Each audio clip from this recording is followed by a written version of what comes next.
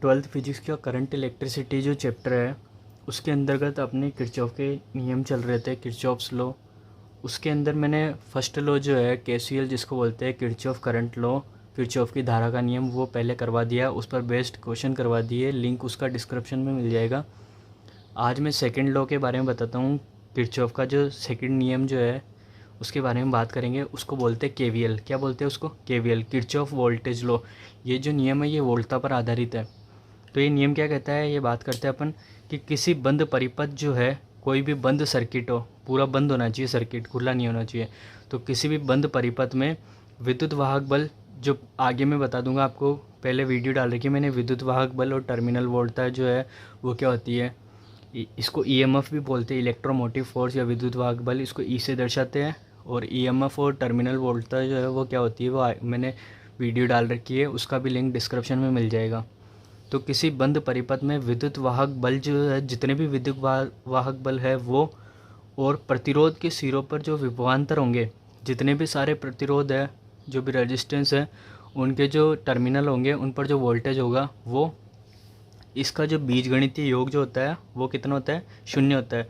तो मतलब ई टोटल जो भी होगा अपने बंद जो परिपथ है उसके अंतर्गत जितना भी ई होगा वो, और जितना भी वोल्टेज होगा प्रतिरोध के सिरों पर, उनका टोटल जो होगा वो कितना होगा, 0 होगा। तो ये मैं ऐसे लिख सकता हूँ कि summation E plus summation V जो है वो कितना होगा, 0 होगा किसी भी। लेकिन ये जब लागू होगा कि जो सर्किट जो है अपना वो कैसा हो, बंद हो।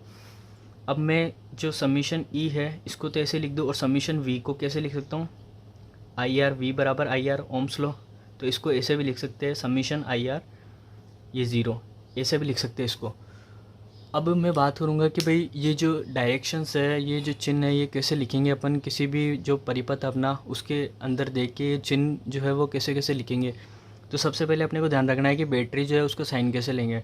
तो बैटरी के नेगेटिव टर्मिनल से अगर अपन पॉजिटिव टर्मिनल की तरफ जा रहे हैं तो ई जो होगी उसकी वैल्यू पॉजिटिव लेनी है। अपने को ऐसे ध्यान रखना है कि स्टार्टिंग से जो एंड वाला जो है अपने पास में सिरा जो है, एंड वाला सिरा का जो साइन है वही अपने को ई का साइन लेना है। जैसे मैं इधर नेगेटिव सिरे से पॉजिटिव सिरे की तरफ जा रहा हूँ तो बैटरी का जो अंदर का जो ईएमएफ है वो क्या क्या लूँगा, पॉजिटिव लूँगा।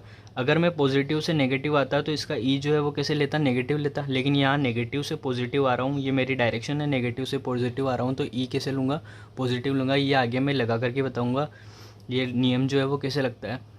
और अगर कोई परिपथ जो है अपना जो बंद सर्किट जो है उसके अंदर अगर रेजिस्टेंस है, अगर रेजिस्टेंस में धारा प्रवाहित हो रही है और मैं धारा की दिशा के अंदर ही जा रहा हूँ तो यहाँ पर जो रेजिस्टेंस जो है इसके सिरों पर जो वोल्टेज रहेगी वो कैसे लूँगा, मैं नेगेटिव लूँगा। मतलब धारा की दिशा में ही अगर मैं जा रहा हूँ तो नेगेटिव लूँगा आई आर को। ये आई आर कैसे हो गया कि इसके सिरों पर जो वोल्टेज होगी वो क्या होगी, इसमें प्रवाहित धारा और इसके प्रतिरोध के गुणनफल के बराबर होती है, ओम का नियम ही कहता है। तो अगर धारा की दिशा में जा रहा हूँ तो मैं प्रतिरोध का जो विभवांतर होगा वो क्या लूँगा, नेगेटिव लूँगा। और अगर धारा के विपरीत दिशा में अगर इधर से आता मैं चलता हुआ बंद सर्किट के अंदर तो कैसे लेता, पॉजिटिव लेता। अब आगे अपन इस पर बेस्ट क्वेश्चन करेंगे, बिल्कुल सिंपल वे में बात करते हैं अपन की जो ईएमएफ जो होगा वो और टोटल वोल्टेज जो होगा किसी बंद परिपथ के अंदर, उनका जो मान होगा वो क्या होगा, 0 होगा।